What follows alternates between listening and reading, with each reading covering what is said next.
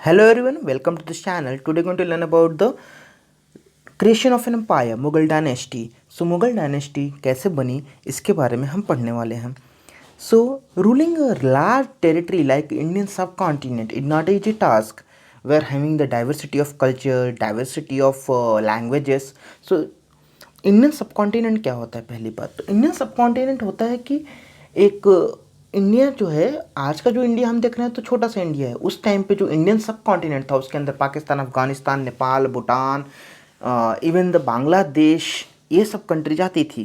तो इसलिए इसे कहा जाता था इंडियन सब कॉन्टिनेंट. यहाँ पे अलग अलग टाइप के लोग, अलग अलग कल्चर, अलग अलग भाषा के लोग रहते हैं. और जब ऐसे लोग रह रहे हैं कहीं पर, तो इतने बड़े एम्पायर को रूल करना without any type of uniformity is not easy task. Because European countries जो थी वहाँ पर आसान था, क्योंकि एक अम्पायर है, फॉर एग्जांपल ब्रिटेन है, तो वहाँ पर एक ही धर्म के लोग हैं मैक्सिमम, मतलब ब्रिटेन वहाँ पे क्रिश्चियन होंगे. बट इंडिया में तो अलग अलग धर्म के लोग भी होंगे, तो कैसे रूल करेंगे? एंड वो भी माइनॉरिटी हैं ये मुस्लिम्स. तो कैसे मुगल्स जो हैं, they were following the Islam faith, means Muslims were there.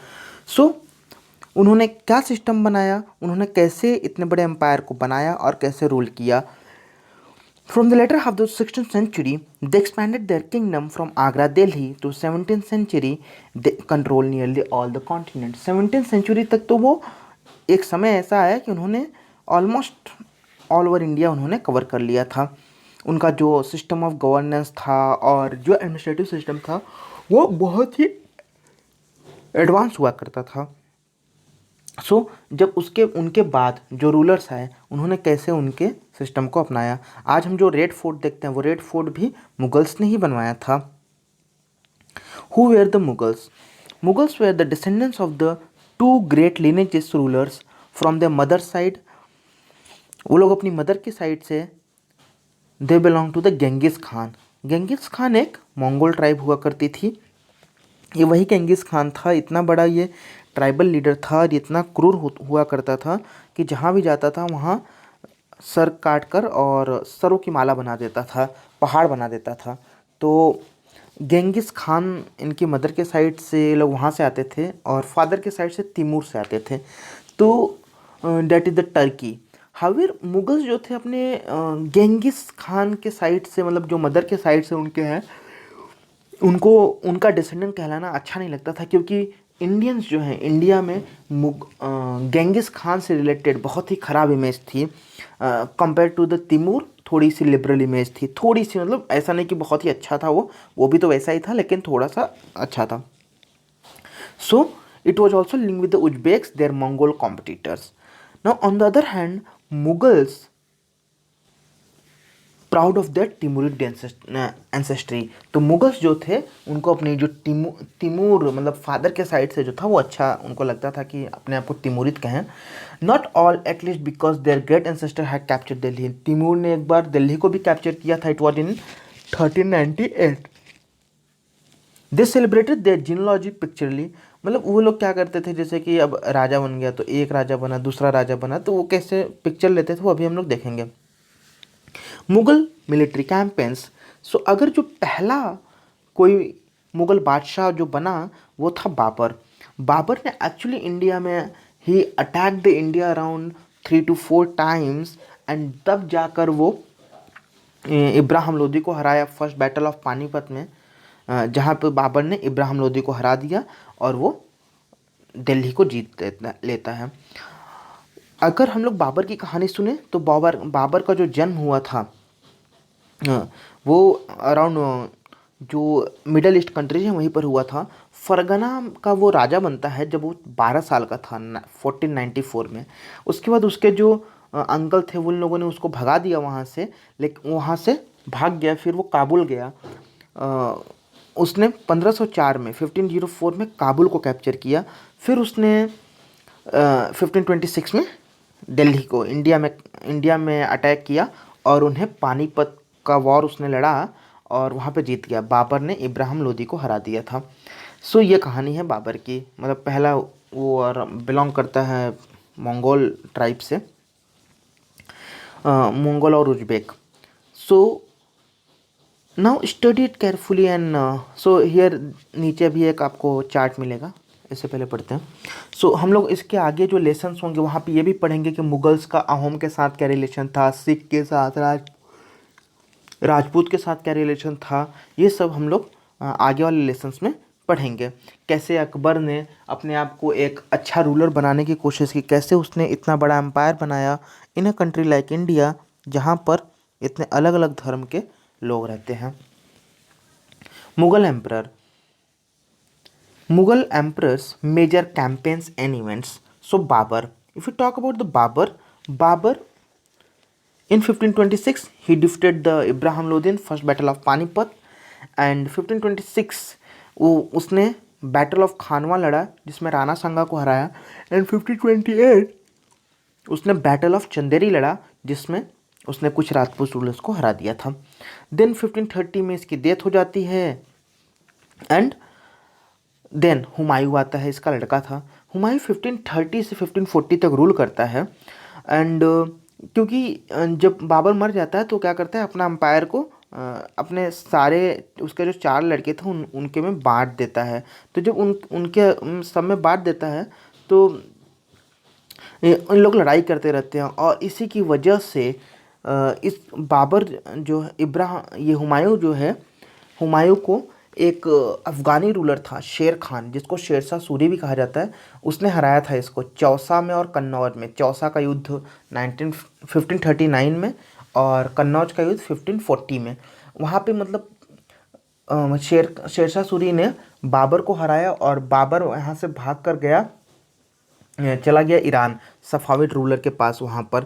फिर वहाँ 15 साल तक भटकता रहा, फिर उसके बाद वो इंडिया में आता है 1555 में, और फिर सेकंड बैटल ऑफ पानीपत होगी। सेकंड बैटल ऑफ पानीपत में हुमायूं रहेगा और हेमू रहेगा। तो जब सेकंड बैटल ऑफ पानीपत होगी तो ये हुमायूं जीत जाएगा, और जैसे ही हुमायूं दिल्ली में आएगा तो वो एक्चुअल में एक दिन ये जो दिख रहा है आपको यहीं पे टहल रहा था, और यहाँ से लुढ़क के उसका ख़त्म हो गया, काम तमाम हो गया, यहाँ से लुढ़क गया था वो। तो पता नहीं शायद से ड्रिंक व्रिंक करके कर रहा होगा, इधर उधर घूम रहा होगा तो गिर गया होगा, होता है। Then coming to the Akbar, Akbar 1556 और 1605 तक। तो ये हुमायूं जो था, हुमायूं का जो लड़का था अकबर था, जब ये मरा तो ये 13 साल का अकबर हुआ करता था, नन्हा मुन्ना बच्चा। तो इसको अभी एक राजा तो बन गया, लेकिन ये कैसे रूल करेगा 13 साल का बच्चा। तो रूल जो करने के लिए था वो था बैरम खान, खान बाबा जिसको अकबर बोलता था, उनका नाम था बैरम खान। बैरम खान इनकी तरफ से रूल करते थे, कोई भी डिसीजन होगा कौन लेगा, बैरम खान, और सारे काम बैरम खान करता है। लेकिन जब अकबर धीरे धीरे बड़ा होता है तो फिर अकबर भी अपने चीज़ों को अपने होश हवास में लेगा। अकबर के रूल को इसलिए 3 पार्ट में डिवाइड किया गया है, 1556 टू 70, 70 टू 85, 85 टू 605। क्योंकि 1556 से जो 70 तक का जो रूल पीरियड रहेगा उसमें अकबर अपने आप को ग्रो कर रहा है, वो अभी इंडिपेंडेंट नहीं हुआ है। तो अकबर जब इंडिपेंडेंट होगा तो अपने मतलब जो उसकी छत्र छाया के अंदर, जिसके अंदर वो बैठा हुआ है, उससे बाहर निकलेगा, और फिर उसने अफ़गानों को हराने के लिए वो एक मुहिम चलाएगा। फिर मालवा को जीतेगा, गोंडवाना को जीतेगा, रानी दुर्गावती गोंडवाना की। फिर उसके बाद अपने इसका भाई था मिर्ज़ा हकीम, जिसकी राजधानी काबुल थी, उसको ये हराएगा। एंड 1568 में सिसोदिया के कैपिटल चित्तौड़, सिसोदिया जो थे उनको हराएगा, और 1569 में रणथंभौर को। 70 से 85 में ये अकबर गुजरात में कैंपेन करेगा, बिहार में, बंगाल में, उड़ीसा में। 1579 to 80 में ये फिर से मिर्ज़ा हकीम के रिवॉल्ट को दबाएगा। 1585 1605 में क्या होगा, तो इस टाइम पे अकबर जो है अपने एम्पायर को बहुत बढ़ाएगा। कंधार जो नॉर्थ वेस्ट में आज के डेट में अफ़गानिस्तान में है, वहाँ तक ये अपना एम्पायर बढ़ा देगा, और कंधार इसने सफ़ाविद रूलर से ले लिया था। सफ़ाविद रूलर ईरान के हुआ करते थे। कश्मीर को भी एनेक्स कर लिया, फिर काबुल को, क्योंकि काबुल मिर्ज़ा हाकिम की मैंने बताया कि आपकी कैपिटल हुआ करती थी। सो उसके बाद अकबर 1605 तक अकबर की डेथ हो जाएगी, और जब अकबर जिंदा था तभी उसका बेटा जो था सलीम, जिसको जहांगीर भी बोलते थे, इसने रिवॉल्ट वॉल्ट कर दिया था कि मेरे को राजा बनना है, आप कब तक राजा बने रहोगे। तो अकबर बोला मैं तो राजा बनने नहीं दूंगा, तो जब मर गया तो बन गया वो राजा। अब ये बहुत ही मतलब लूज टाइप का आदमी था, ज़्यादा कुछ करता वर्ता नहीं था, कहीं पे इंटरेस्ट नहीं लेता था राज दरबार में, सिर्फ दिन भर टाइम पास करना, नाच गाने देखना था इसका काम।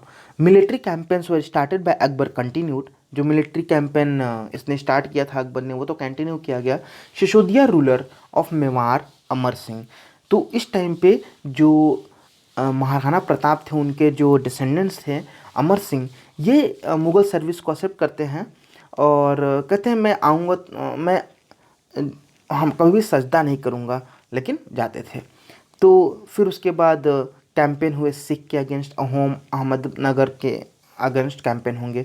प्रिंस खुर्रम जो शाहजहाँ है, शाहजहाँ का नाम है प्रिंस खुर्रम, ये भी रिबिल कर देगा 1626 के अराउंड और बोलेगा मेरे को राजा बनना है। ये जहांगीर की जो वाइफ थी उसका नाम था नूर जहाँ, वो अपने आप को बहुत ही पावरफुल थी। उसको टाइटल था पातशाह बेगम। फिर शाहजहाँ रूलर बनेगा जिसका नाम है प्रिंस खुर्रम। तो ये जो शाहजहाँ जब रूलर बनेगा तो इस टाइम पे जो हैं हम लोग देखेंगे कि डेक्कन में इनके जो रूल्स हैं, इनके जो पूरे एक्सपेडिशंस हैं, कैंपेन्स हैं, वो स्टार्ट हो जाएंगे बहुत तेज़ी से। अफ़गान नोबल खान जहाँ लोधी रेबेल्ड एंड और डिफिटेड, तो अफ़गान एक नोबल था खान जहाँ लोधी, वो उसको डिफिट कर दिया था। खान जहाँ लोधी को किसने? यही अपने शाहजहाँ ने। फिर कैंपेन्स लॉन्च हुए थे अहमदनगर के अगेंस्ट, बुंदेला को डिफीट किया गया, ओरछा को ले लिया गया। फिर उसके बाद उज्बेक्स और बाक जो है, मतलब साउथ जो सेंट्रल एशिया है वहाँ पर इसने सोचा कि वहाँ पर अटैक वटैक करते हैं और अपन कुछ जीतेंगे, लेकिन हार जाता है। कंधार भी चला जाता है जो इसके जो अकबर ने एक टाइम पे जीता था, तो ये पोते ने पूरा गंवा दिया। इन 1632 Ahmednagar was finally annexed, Ahmednagar को अनेक्स करते हैं जो कि महाराष्ट्र में था। एंड बीजापुर को भी कहा जाता है कि बीजापुर इसके साथ पीस साइन करेगा। देन इसके जो एंड इसकी लाइफ रहेगी, तो उस टाइम पे इसके जो पुत्र हैं, इसके जो बेटे हैं, वो लोग लड़ाई करेंगे किसके लिए? Throne of the games of throne चालू हो जाता है। तो फिर जब उसके लिए सब लोग लड़ाई करेंगे तो उसमें दारा शिकोह को मार दिया जाएगा। दारा शिकोह को औरंगजेब मार के और खुद रूलर बन जाएगा और ये शाहजहाँ को जेल में बंद कर देगा। ये शाहजहाँ ने ही टेम्पल ये ताज बनवाया था, ताजमहल। और औरंगजेब, तो औरंगजेब की बात करें तो 1658 से 1707 तक रहता है और ये बहुत ही रिलीजियस मुस्लिम था, हमेशा सब कुछ इस्लाम के अकॉर्डिंग था। इसने जब ये राजा बना, जब ये बादशाह बनता है तो अपने मुग़ल जो कोर्ट था वहाँ पर जितने गायक थे, जितने नाचने वाले थे, गाने वाले थे, सबको निकाल दिया गया। तो बहुत ही कहा जाता है कि ही वो जो what in very fanatic Muslim, मतलब सब कुछ इस्लाम के अकॉर्डिंग चलेगा rule. And somewhere that was the cause कि ये जो अम्पायर है उसका फॉल होता है। Because when you are trying, Akbar की हम पॉलिसीज़ की बात करें तो अकबर क्या कर रहा है, हिंदूज़ को भी अपने रूलर अपने जो कोर्ट है वहाँ पे ले रहा है, उनके भी फेस्टिवल्स हैं उनको भी मनाने की कोशिश कर रहा है। जबकि औरंगजेब वो सबके अगेंस्ट जा रहा है, तो कहीं ना कहीं लोगों के अंदर ये एक भावना आती है कि हमारा आदमी नहीं है। तो that was somewhere in the north east. Ahoms को डिफीट किया गया 1663 में। फिर नॉर्थ वेस्ट में इन्होंने कैंपेन चलाया यूसुफजाई ट्राइब्स को मारने के लिए। यही यूसुफजाई ट्राइब थे जिन्होंने बीरबल को मारा था। Mughal intervention in the Mughal जो थे, जो राजपूत का सक्सेशन था कि कौन रूलर बनेगा, वहाँ पे इसने इंटरफेयर करने की कोशिश की। शिवाजी इस टाइम पर डेक्कन में छत्रपति शिवाजी का राइज हो रहा है और औरंगजेब है उसको कंट्रोल करना चाहता है, बट वो अपनी जो पूरी फोर्स है वहाँ पर लगा देता है और ख़ुद भी अपने लाइफ के अराउंड 2 डिकेड्स से ज़्यादा ही वहाँ पर रहता है, कंट्रोल करने की कोशिश करता है, but at the end Shivaji won. So after Akbar, इसका जो लड़का था अकबर, उसने एक बार रिबेल कर दिया था, तो औरंगजेब ने आर्मी सेंड की और उसको दबाया। बीजापुर को सेक्शन 85 में एनेक्स किया, गोलकुंडा को एनेक्स किया। देन सेक्शन 98 में उसने डेक्कन के अगेंस्ट भी बहुत सारे गुरिल्ला वॉरफेयर चालू किया, लेकिन because at the end of the day Shivaji was the master in guerrilla warfare, so they were not able to win from the Shivaji. Mughal traditions of succession, जो मुगल जो ट्रेडिशन था उसमें जो सक्सेशन था, that was not according to the primogeniture. So primogeniture मतलब कि हमारे यहाँ जो हिंदुइज्म में मोस्टली देखा गया है कि बड़ा लड़का जो रहेगा वो रूल करेगा। तो यहाँ पे ऐसा नहीं था, यहाँ पे आइदर जो बादशाह है वो डिसाइड कर दे कि who is going to rule, और otherwise there will be war between the various contestant of the throne, and जो जीतेगा वही बनेगा ruler. So they were no rule of primogeniture. Primogeniture मतलब बड़ा लड़का ही राजा बनेगा, ऐसा नहीं था।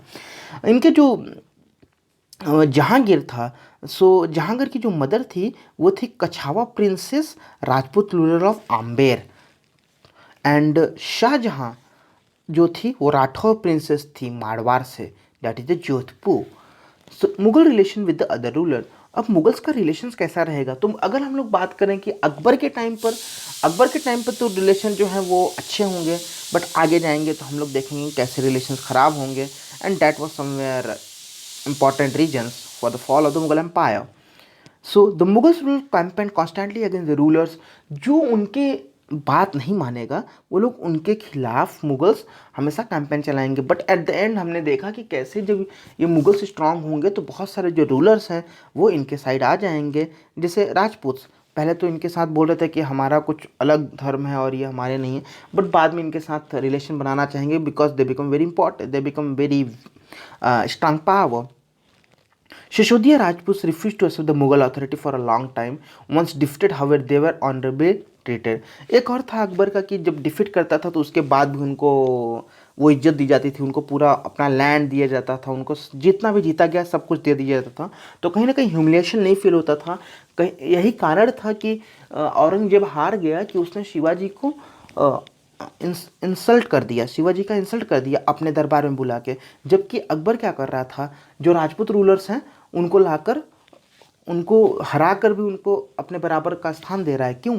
जिससे कि उनको इंसल्ट ना फील हो और वो हमारे साथ रहें। तो अगर औरंगजेब चाहता तो वो छत्रपति शिवाजी को भी एक अच्छी पोजीशन देकर और उनको अपने जो एम्पायर है उसको और बढ़ा सकता था, but he was not capable of that. उसके मनसबदार एंड जागीरदार, जैसे कि हमने सल्तनत के टाइम पे देखा था इक़्तादार, तो वैसे ही इस टाइम पे होता था मनसबदार और जागीरदार। तो ये मनसबदार क्या होता था? पहले तो जब बाबर था, हुमायूं था, तभी जो रूलर्स थे, तभी जो बादशाह थे, तो इनके जो कोर्ट में जो जितने भी इम्पॉर्टेंट पोजीशन पे मंत्री होंगे ये सब होंगे, mainly they were the तुरानी, Irani and all that, जो कि सेंट्रल एशिया से होंगे। बट अकबर के आते आते ये अकबर ने रियलाइज किया कि हमें इंडियंस को भी सर्विस में रखना चाहिए, क्योंकि जब हमें इंडिया जैसे कंट्री को रूल करना है, इतने बड़े देश को रूल करना है, तो हमें हिंदुस्तान के भी लोगों को लेना चाहिए। और इसीलिए उसने एक रूल में जब स्टार्ट किया लेना, तो ये जो सिस्टम था इसको कहा गया मनसबदार। उस अपने टाइम की सबसे ज़्यादा पैसे वाली अगर कोई सर्विस थी तो वो थी मनसबदारी ऑफ द मुग़ल एम्पायर। पूरी दुनिया में इससे अच्छी सैलरी किसी को नहीं मिल रही थी अपने उस समय। सो मनसबदार का मतलब क्या होता है? मनसब का मतलब होता है रैंक, एंड इससे जो मुग़ल जो मंत्री रहेंगे ये जितना हाई उनका मनसब होगा, रैंक होगा, उतनी उनकी सैलरी होगी और उतनी ही ज़्यादा उनकी मिलिट्री रिस्पॉन्सिबिलिटीज होंगी।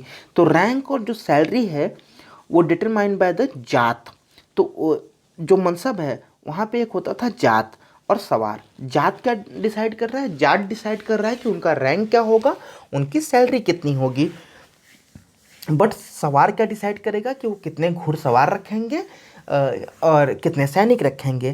क्योंकि जब राजा लड़ने जाएगा, बादशाह लड़ने जाएगा कहीं पे कैंपेन में, तो वो वहीं से सवार मंगाएगा और घोड़ों को मंगाएगा। सो zat and sawar were the two important components of the mansabdari. The mansabdari mansabdar जो होते थे, अब इनकी क्या रहेंगी? मिलिट्री रिस्पॉन्सिबिलिटी रहेंगी कि ये लोग कुछ सवार को मेंटेन करें, सवार इन द सेंस घोड़े को और अ, उसको चलाने वाले आदमी को। डेट वॉज फर्स्ट 2:1 रेशियो हुआ करता था, बाद में 3:1 रेशियो कहा गया। 2:1 रेशियो क्या था, मतलब कि 20 घोड़े होंगे तो 10 आदमी होंगे उसको चलाने वाले। क्यों? क्योंकि जब घोड़े कहीं जा रहे हैं तो कुछ घोड़े आराम भी तो करेंगे ना, कुछ घोड़े काम करेंगे तो कुछ घोड़े आराम करेंगे। That was. एंड जो मनसबदार हुआ करता था, तो मनसबदार को सैलरी मिलेगी। अब सैलरी कैसे मिलेगी? इट वॉज आइदर कैश मिल सकती है, और जो बड़े मनसबदार होंगे उनको लैंड का पार्ट दिया जाएगा, बहुत बड़े बड़े जागीर दी जाएंगी। लैंड को जागीर कहा जाता था। तो जैसे मुफ्ती हुआ करते थे सल्तनत पीरियड में, हमने देखा कि मुफ्ती को वहीं पे रहना होता था, लॉ एंड ऑर्डर मेंटेन करना है। बट मनसबदार को जागीर में अपने रहना नहीं है, वो उनके आदमी जो हैं, मनसबदार के जो आदमी होंगे वो उसको देखेंगे। मनसबदार तो कहीं, for example Birbal was the mansabdar. अब उसको कहीं भी उड़ीसा में कोई जागीर दे दी गई, बट उसको भेज दिया गया अफगानिस्तान में, जाओ तुम वहाँ पे कोई रिवॉल्ट हो रहा है उसको बंद ख़त्म करो। तो अब उस वहाँ पे उड़ीसा में उसकी जागीर को कौन देखेगा? That will be seen by his his man, कि उसके जो आदमी रहेंगे वो लोग देखेंगे, और जो भी वहाँ से रेवेन्यू कलेक्शन होगा उसमें से जितना भी उसका पैसा रहेगा, उसकी मनसबदारी रहेगी, वो ले लेगा और अकबर को दे देगा। तो ये पूरा हुआ करता था उस टाइम पर। देन मनसबदारी से मनसबदार जो होते थे उनको जागीर मिलती थी। एंड ये जागीर जो होती थी, ये ऐसा नहीं कि हेरिडेटरी हो गई कि बीरबल को मिलेगी तो उसके बच्चे को मिलेगी, फिर उसके बच्चे को नहीं। अगर वो मनसबदार हट गया तो उससे जागीर ले ली जाएगी। So that was the system.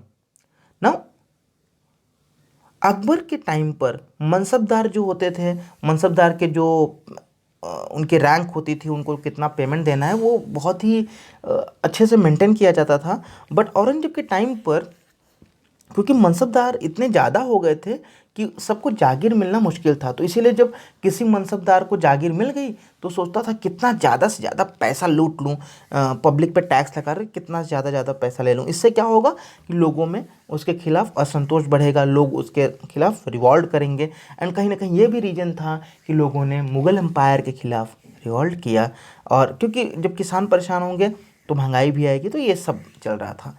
जब्त एंड जमींदार। अब उस टाइम पर जो मेन सोर्स ऑफ इनकम था, that was the revenue from the tax agriculture produce. जो एग्रीकल्चर में प्रोड्यूस हो रहा है वहीं से इनकम आएगी। In most places peasant pays taxes through the rural इलिट्स।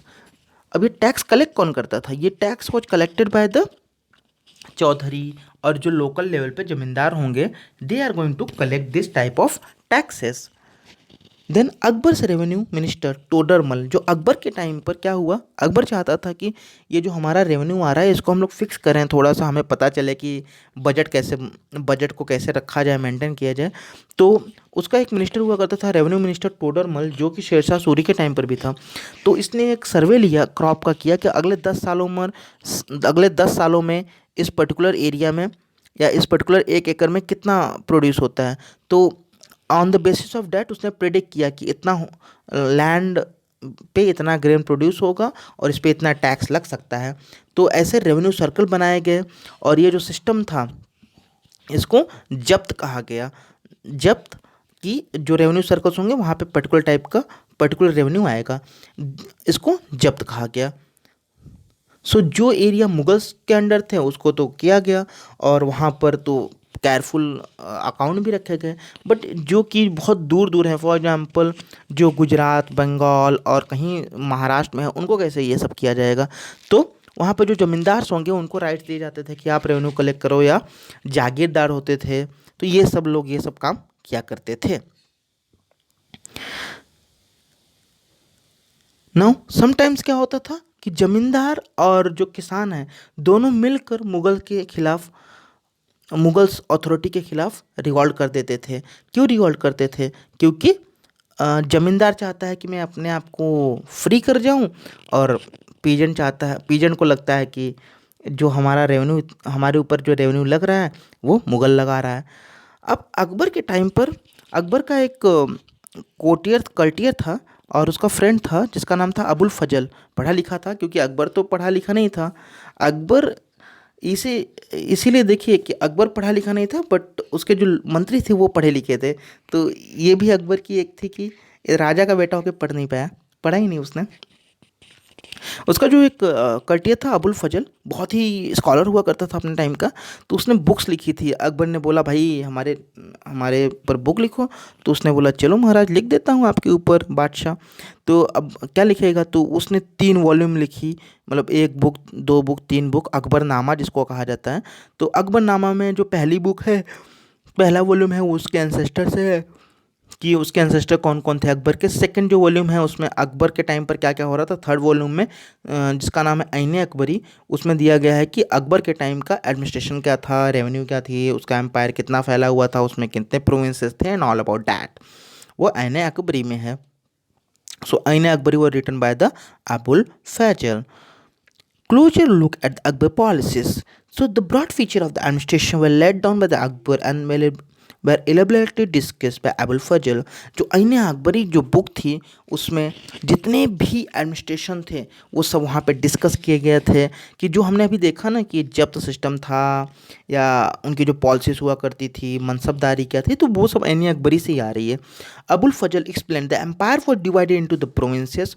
जो एम्पायर था, जैसे आज इंडिया है तो इंडिया को अलग अलग प्रदेश या स्टेट्स में डिवाइड किया गया, उस टाइम पर भी स्टेट्स में डिवाइड किया गया था। तो दैट वाज कॉल्ड सूबा, और सूबा को रूल करने वाला था सूबादार। वो उसका काम था पॉलिटिकल और मिलिट्री फंक्शंस करना। Each province has a financial officer, हर प्रोविंस का एक फाइनेंशियल ऑफिसर होगा जिसका नाम है diwan. For the maintenance of peace and order, हर सूबादार जो था वो काम करेगा, उसके ऑफिसर्स उसकी मदद करेंगे। मिलिट्री पे मास्टर को बख्शी कहा जाता था, और minister in-charge of religious activities को सदर कहा जाता था। मिलिट्री कमांडर को फौजदार, टाउन पुलिस को कोतवाल। अच्छा, मैंने बताया था आपको कि जो शाहजहाँ था उसकी वाइफ जो थी, सॉरी, जहांगीर जो था उसकी जो वाइफ थी, जहांगीर की वाइफ नूरजहाँ। तो Mehrunnisa married the emperor Jahangir in 1611 and received the title Nur Jahan. So okay, sorry, मैंने पहले आपको बता दिया था शाहजहाँ की वाइफ थी। सॉरी, शाहजहाँ की जो वाइफ थी वो तो मुमताज़ महल थी। एंड जो जहांगीर था उसकी वाइफ जो थी नूरजहाँ थी।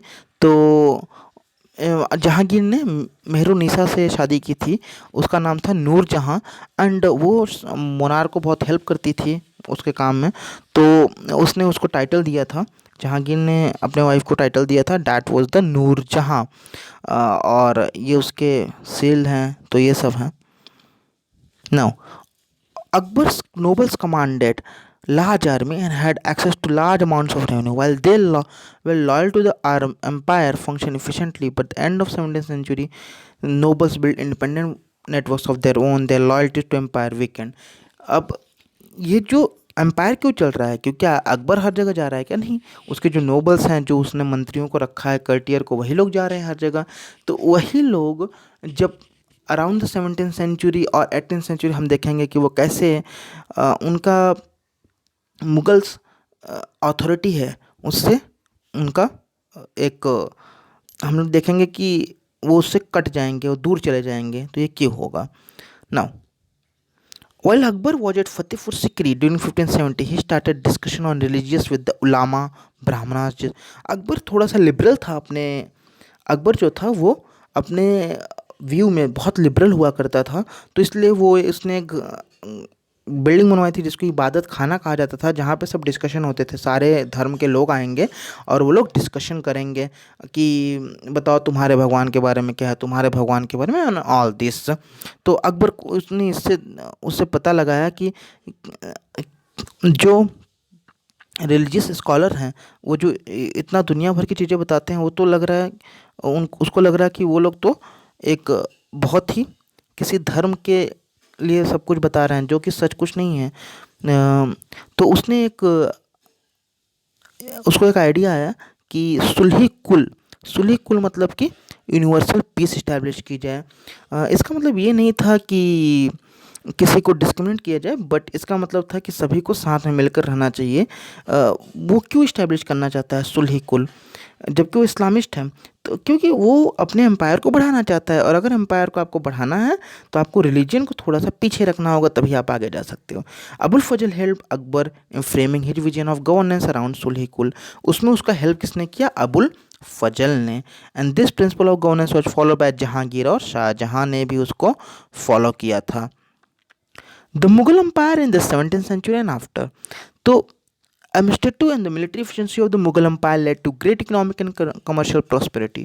जो उसका एडमिनिस्ट्रेटिव और मिलिट्री जो एफिशिएंसी थी, जो उनकी ताकत थी, उससे मिलिट्री मुग़ल एम्पायर बहुत आगे तक गया। और इंटरनेशनल बहुत सारे ट्रैवलर आएंगे, वो लोग बताएंगे कि कितना रीच है, बट इसी टाइम पे वो लोग यही बताएंगे कि लोग कितने परेशान हैं टैक्सेस से, लोग कितने गरीब हैं, ऑल दिस। देन द उस टाइम के जो डॉक्यूमेंट्स बता रहे हैं कि हाईएस्ट रैंक के मनसबदार वेर 445 आउट ऑफ 8000। तो 8000 मनसबदार जो थे उसमें से 445 बहुत हाईएस्ट पोजीशन के थे। इसका मतलब कि 5.6%, मतलब उस टाइम पर ये बताना चाहते हैं कि उस टाइम पर भी गरीबी हुआ करती थी। जो अमीर लोग थे वो ज़्यादा पैसा कमाते थे, गरीब लोग कम पैसा कमा रहे थे। इसका मतलब जो आज होता है वही। The Mughal emperor and the mansabdar.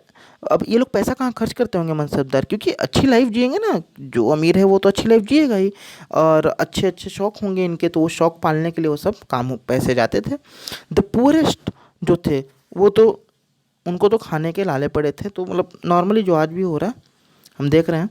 Enormous wealth and resources commanded by the Mughal elite made them extremely powerful group in the late 17th century. तो ये जो मुगल एलिट्स थे, मतलब कि जो भी उनके कर्टिए थे वो बहुत पावरफुल हो जाएंगे समय के साथ, क्योंकि उनके पास बहुत सारा पैसा आ रहा है एंड अथॉरिटी भी है। तो धीरे धीरे जो मुगल्स को लोग ये तो मानेंगे कि मुगल्स हैं, एक अथॉरिटी है, बट उसकी बातें मानना बंद कर देंगे।